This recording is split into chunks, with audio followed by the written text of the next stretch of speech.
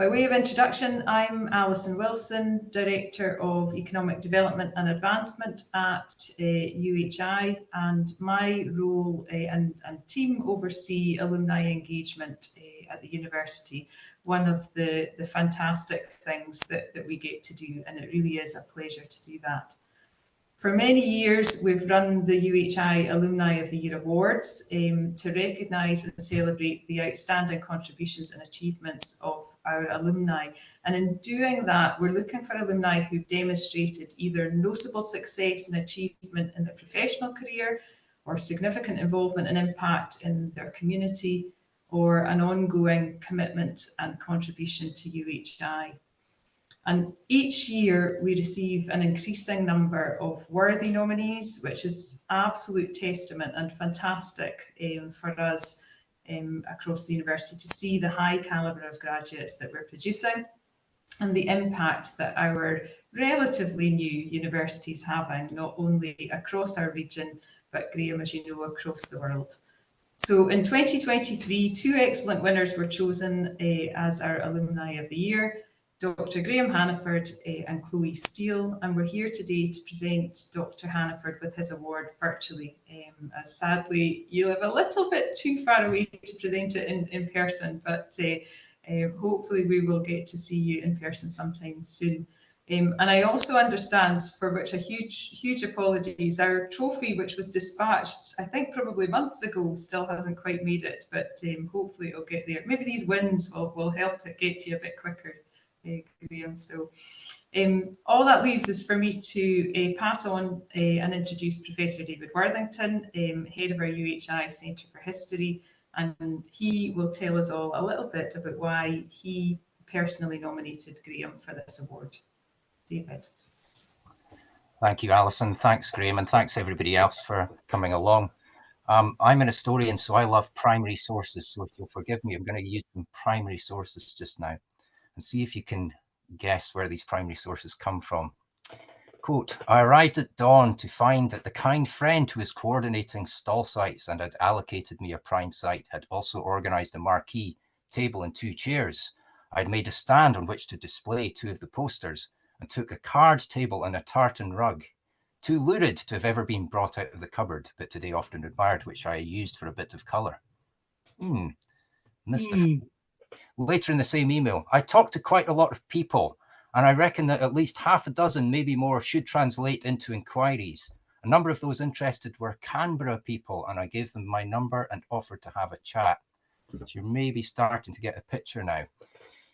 This was from not the 19th century, not the dispatch of a diplomat or somebody attending an event then, but from 2016. And the third quote from 2017, I spoke to quite a number of people and handed out many of the brochures you gave me in August. I gave away some of the pens you sent last year. And I'm not going to mention the controversy about the pens, Graham, because I know that some of them got misappropriated, perhaps. UHI pens, somewhere in deep Australia. Anyway, these are Graham's emails to us from the 2016 and 2017 Canberra Highland Gathering, or they're excerpts from these extensive emails. And Graham attended that on behalf of the Centre for History. It's organised by the Canberra Burns Club. He also did in 2018, and I'll talk a bit about that. And it's just an example, a microcosm of the fantastic and wonderful things that Graham has done for us. So let me tell you a bit about my experience of working with Graham, or Graham is a student of ours.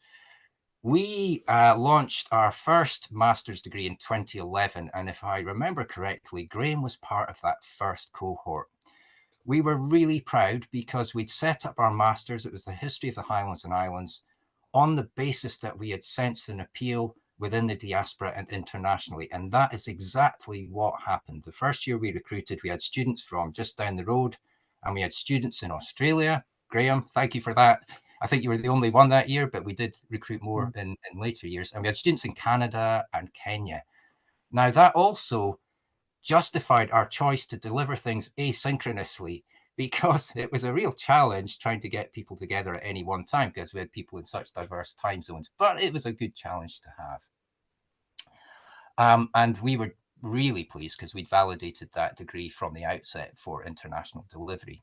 So Graham, I hope you don't mind me saying, I think you were in your mid-60s at that point, and you studied on the programme entirely online from your home in Australia. And Graham studied part-time. He completed the Masters in 2015. He got a range of distinction level marks. I'm not going to list them all now, but on various modules and, of course, his dissertation. And then things took a really interesting turn because Graham then chose to do a PhD at Federation University in Australia. And my UHI colleagues will be familiar with Federation University in Australia. We were really delighted because the supervisory team for Graham's PhD included, due to the wonders of technology, my colleague, Dr. Elizabeth Ritchie, who was part of that and an intrinsic part of that supervisory team. So Graham, through hard work, persevered, completed his doctorate successfully, and today he's free, he's liberated to live a life as the Honorary Secretary of the Sydney Society for Scottish History and as a Fellow of the Society of Antiquaries of Scotland. Now, if I could just mention the Sydney Society for Scottish History, a major player in terms of Scottish life in Australia, and this journal is a really prestigious appointment. I find the Highlands and Islands and Scottish community in Australia to be utterly fascinating. And in a way, perhaps, Graham, would be interested to get your thoughts on this, but it's quite geographically dispersed. There's not one concentration in a particular city or in a particular community, which makes Graham's efforts even more impressive. So I mentioned the Canberra Highland Gathering. Graham has also done a huge amount of other things for us, as well as dress up in a kilt and distribute leaflets. He's written about our degree programs for Clan Society newsletters. He also has been a kind of mentor and an advocate for us on a number of occasions. He's very active on our Facebook page. He is familiar to a lot of current students. I think everybody here would know that. He's also taken the time to visit us, I think, twice or 3 times in Dornoch. Graham will correct me about that. And that's been an absolute joy for us to keep in contact with him. And just emphasizes this huge role that our postgraduate students have in the Centre for History community. And I really feel our sense of community is vital to what we do, our networks and our broader contacts. And that is really why we nominated Graham for this award. His long-standing support, his commitment to what we do, and his assistance for us with connections into Scottish diasporic or community life in Australia. So just to finish with, I'm going to give you a quote from Graham from the 2018 Canberra Highland Gathering. I won't mention it all because it's probably not wise, but Graham said he had given a copy of Jim Hunter's new book on the Sutherland clearances to the Vice President of the Clan Sutherland Association. The weather was kind, although the breeze had an edge to it, so a bit like here. But it was a lovely day. Thank you for allowing me to represent UHI. A lot of people now know that UHI exists and how vital and important it is. So that is just wonderful, Graham, to look back and think of the way that you've done that for us, and we'll forever be indebted to you for it. And we're hugely grateful for it. So thank you very much. Fantastic. Thank you, David, for such a brilliant description and I guess just even giving us all that wider in the room, that sense of connection, real personal connection between Graham and the department, but also yourself as head of the centre and your colleagues and staff. Thank you. I'm going to hand over now to our Principal and Vice Chancellor, Vicky Nairn, to formally present the award. Okay, good morning, Graham. Good morning, everybody. As Principal and Vice Chancellor of UHI, it's my absolute pleasure and privilege to formally present this Alumni of the Year award to you, Graham. And I do actually have the award here. I don't know if you can see it. My camera's not doing very well here, but it is there, I promise you. There we go, that's a bit better. Certainly, I think that's absolutely fantastic. And I really commend you, Graham, for taking this opportunity to pursue lifelong learning. I think it's a it's a fantastic thing to do. And my own father, who couldn't actually afford to go to university when he was young because he came from quite a poor family, went back to university in his 60s and very much followed your path. So first of all, did his master's, then did his PhD, and I think it was a completely enriching experience and just opened lots of new doors. And I think, you know, certainly when we look and hear what you've achieved and how it has really opened new communities for you, it really is a testament to the power of education, and also your prowess as an individual, and that sort of determination and self-starting, because of course, as we all know, these are not easy things to accomplish. They require dedication and support and a fair amount of grit, and I'm sure lots of late nights and lots of sweat to meet those deadlines. So I can't congratulate you enough, Graham.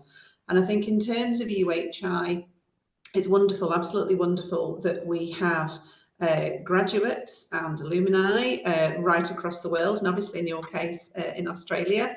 We're a globally recognised tertiary institution, and we're incredibly proud to celebrate our exceptional partnership of colleges, internationally recognised research institutions, and also specialist teaching centres. And we pride ourselves on being more than a traditional university. We deliver further education, higher education, and world-class research. We've got over 36,000 students, and I'm absolutely delighted, Graham, that you are one of them, and you've made this huge achievement. And it very much speaks to UHI's philosophy and its founding mission of sustainable education for students of all ages and all abilities. And that's very much underpinned by our ethos and mission, which is about having a transformational impact on our people, our communities, and our economy, and also worldwide. And I'm delighted to hear that you're still connected, and that you visited the Dornoch campus, and I hope you'll come back again and visit us sometime soon. And I'd love to meet you if you do that. Love to meet you in person. Thank you all for your very kind words. This morning I was looking at the achievements of previous recipients of this award, and indeed those of the other recipient of this year's award, and I feel rather humbled to be in such good company. It does seem that this is a year of firsts, with Chloe Steele as the first person from the Outer Hebrides to graduate with a full honours degree in applied music, while I was the first Australian to join the MLitt course in the history of the Highlands and Islands, a course which I know has now grown exponentially. That both Chloe and I were able to study our very different courses from our homes is testament to the skill of those who manage the complex technical issues which allow this distance learning to be so successful. It is also proof that this University of the Highlands and Islands is committed to supporting its students across a huge range of environments in the Highlands and Islands, more broadly across Scotland, and in the other constituent kingdoms of the UK, and further afield elsewhere in the world. It is a far cry from the arrangements under which I took my undergraduate degree, also by distance learning, when bundles of lecture notes would arrive in the post, reading lists would be supplied, and essays posted back.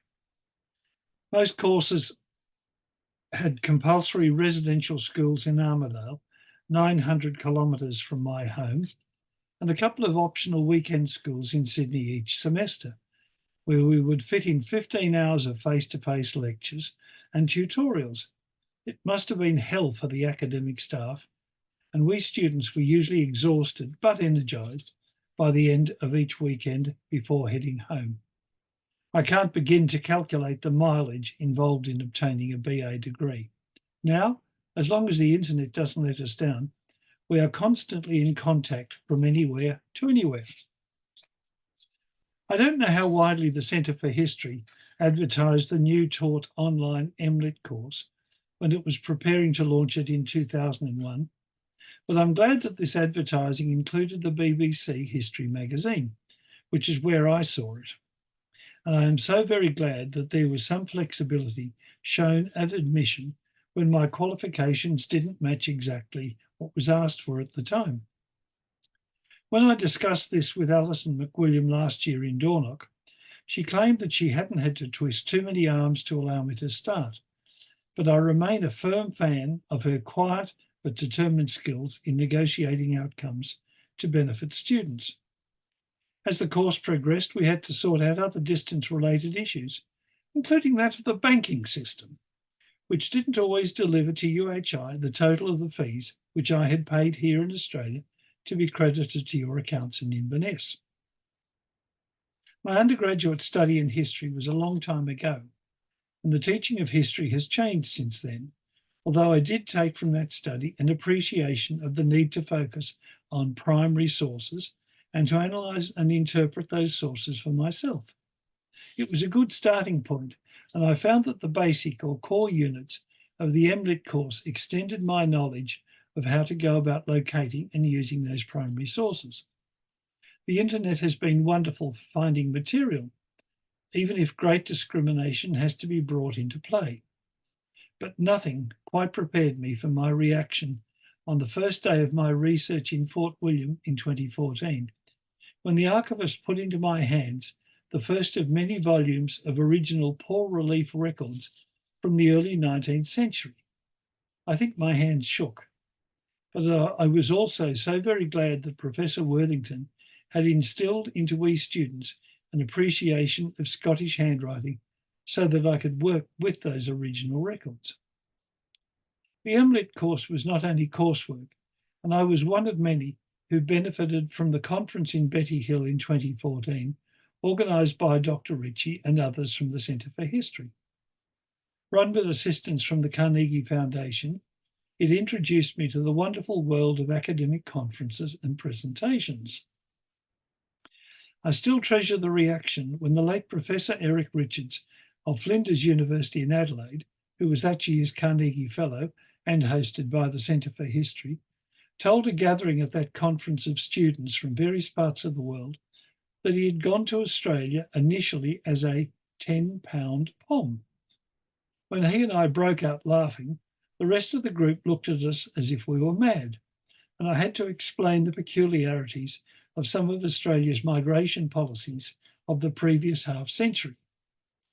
Other aspects of the way the course was run deserve high praise, both for the system of personal academic tutors, but also for the care for and attention to students as individuals when we got to know our lecturers as people, rather than as distant figures behind a set of lecture notes.